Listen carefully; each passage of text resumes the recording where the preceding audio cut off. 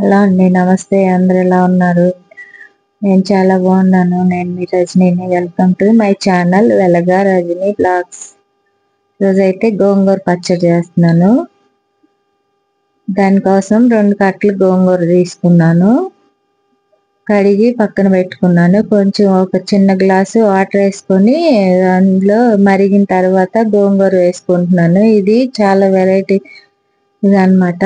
నేను వెరైటీ చేస్తాను. అందరు చాలా రకాలుగా చేస్తారు. ఈ పద్ధతిలో చేస్తే చాలా బాగుండిద్దండి.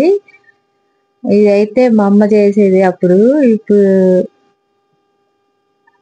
అది చూసి నేను చేస్తున్నాను అనమాట. అప్పుడు నేర్పించింది మా అమ్మ. ఈ పచ్చడి చాలా బాగుండిద్ది. అప్పటికప్పుడు ఇన్స్టెంట్ గా తొందరగా చేసేసుకోవచ్చు,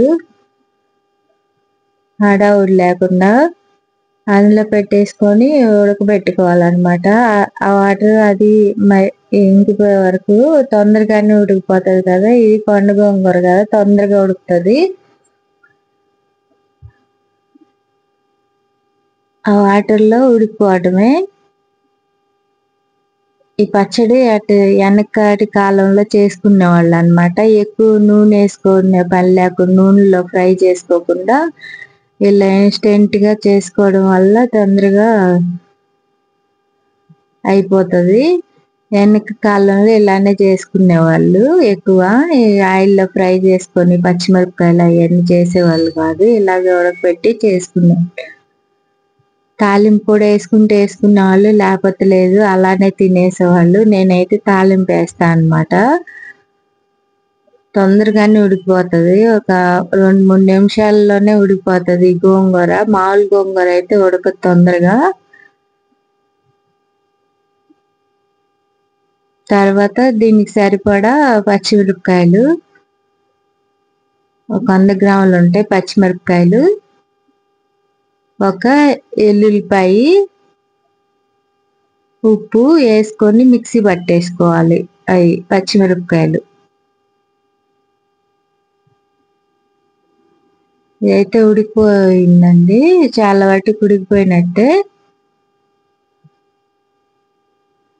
ఏం లేదండి, ఇంకా అది పచ్చిమిరపకాయల పేస్ట్ కానీ మిక్సీ పట్టేసుకుంటే ఇంకా తర్వాత తాలింపు వేసేసుకోవడమే అనమాట.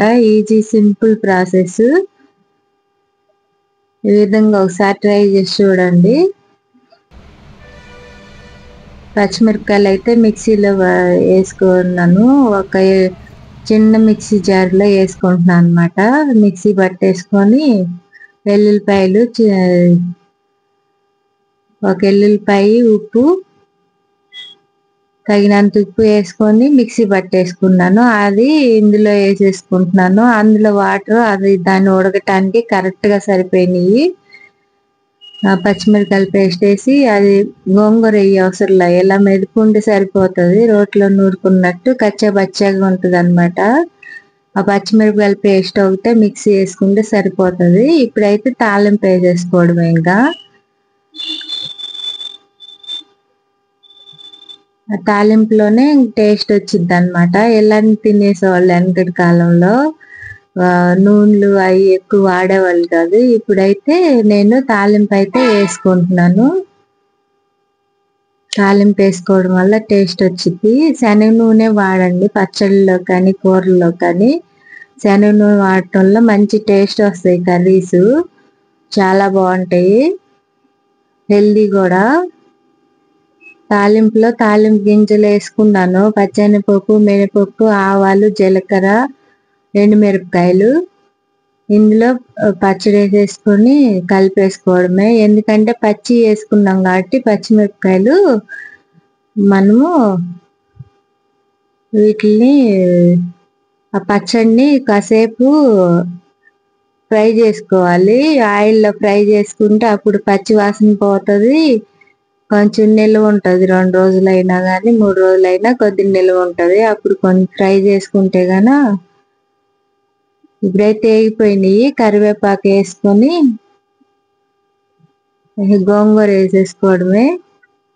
గోంగూర వేసుకున్న తర్వాత 1 నిమిషం 2 నిమిషాలు ఆయిల్లో మగ్గితే ఇంకా టేస్ట్ చాలా బాగుంటుంది. గుమగుమలాడిపోతుంది.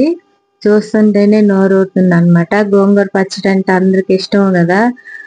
గోంగూర అంటేనే ఒక ఎమోషన్.